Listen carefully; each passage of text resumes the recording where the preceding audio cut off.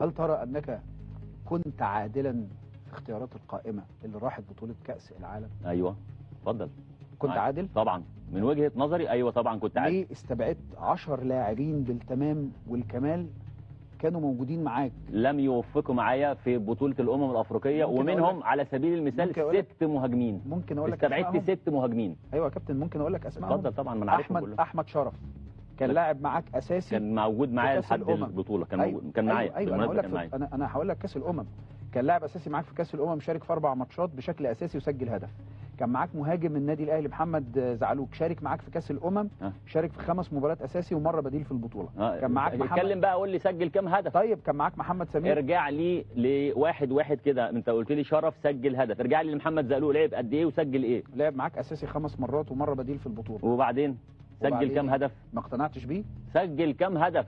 مش احصائيه. ما اقتنعتش بيه. سجل كام هدف؟ قول لي كام هدف؟ ولا هدف. مش عندك، انت مش عندك شرف سجل هدف؟ انا عايز اسمع منك. ولا هدف. 5 مباريات ولا هدف. خد بالك انا شهرين اشتغلت. فالانتاجيه لازم تكون بسرعه. طيب. بغض النظر عن زعلوق وشرف والاسامي اللي انت هتتردد قول اللي الباقي بقى الاسامي، انا معاك مفيش مشكله. انا عندي وقت ضيق جدا لازم اشتغل عليه بسرعه. اتفضل. طيب في المقابل المهاجمين اللي انت جبتهم نايل، اولا انا مش متحفز ولا مشدود، انا بس اسلوبي كده يعني.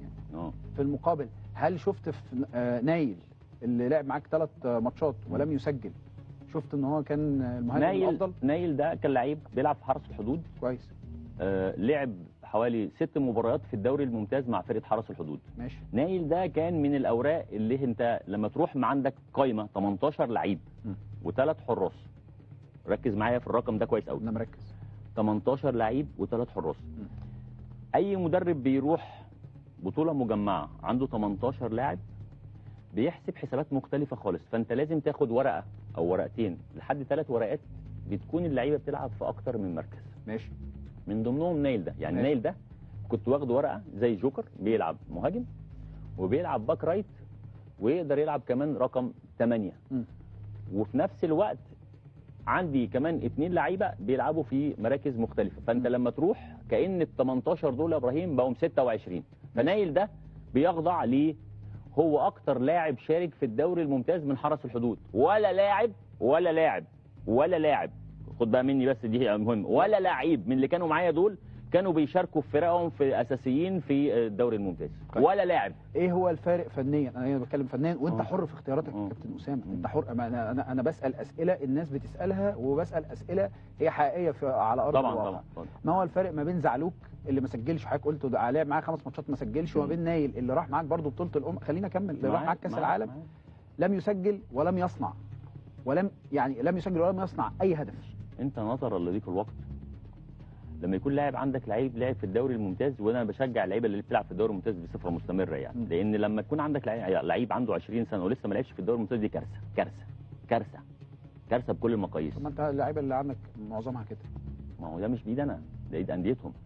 فلما يكون بطوله الشباب، خد بقى مني، لما يكون بطوله الشباب لسه ما بداتش لحد يوم 1 ولا يوم 5/9 وانا ابدا استعين بلعيب ما بدأش فترة إعداده أصلا في ناديه وتقول لي إن أنا أخده معايا كأس العالم، طبعا مش مقبول. عند مين الكلام ده؟ يعني لعيب بيلعب في الدوري الممتاز أساسي 6 مباريات في الدوري الممتاز، ولاعيب ما بدأش أصلا فترة إعداده ودوري الشباب اللي هو بيشارك فيه، اللي هو بالنسبة لي اللي هو بالنسبة لي لا اللي هو بالنسبة لي دوري ضعيف. خد بالك، هات اسم كده كلهم بيتمرنوا في الدرجة الأولى، كلهم في فرق بين هم بيتمرن في الدرجه الاولى وبيلعب ماتشات رسميه في الدرجه الاولى. مفهوم. فاعتمادي هنا كان على مجموعه اللعيبه اللي مشاركه مع انديتها في الدرجه الاولى. ليه؟ اولا انا ضامن فترات اعدادهم بادئه من بدري. ثانيا انا ضامن انهم بيتمرنوا تحت ايد مدربين على اعلى مستوى، مدربين الدوري الممتاز. ماشي. في شك في كده؟ ماشي. وبالتالي يبقى اختيارك الانسب اللعيبه اللي بتتمرن مع مدربين الدوري الممتاز اللي بياخدوا حاجه بدنيه وحاجه خططيه اللي بيها تقدر انت. حمزه عبد الكريم ما خدتوش ليه؟ حمزه عبد الكريم ده مش من سني اصلا. طب ما هو ينفع يكون موجود معاك.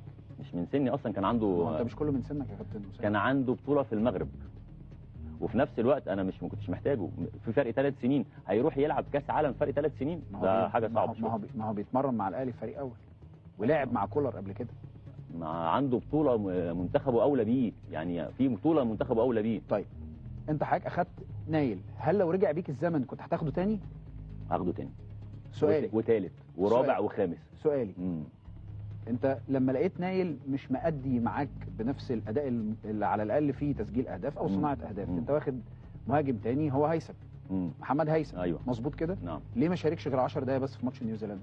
ظروف المباريات ما حكمتش ان هو يشارك اكتر من 10 دقائق في ماتش نيوزيلندا، يعني طبيعه كل مباراه بختار لها لعيب يشارك فيها، يعني طبيعه مباراه اليابان غير طبيعه مباراه نيوزيلندا غير طبيعه مباراه تشيلي، ودي وجهه نظر بتاعت مدير فني هو اللي يتسال عنها بس.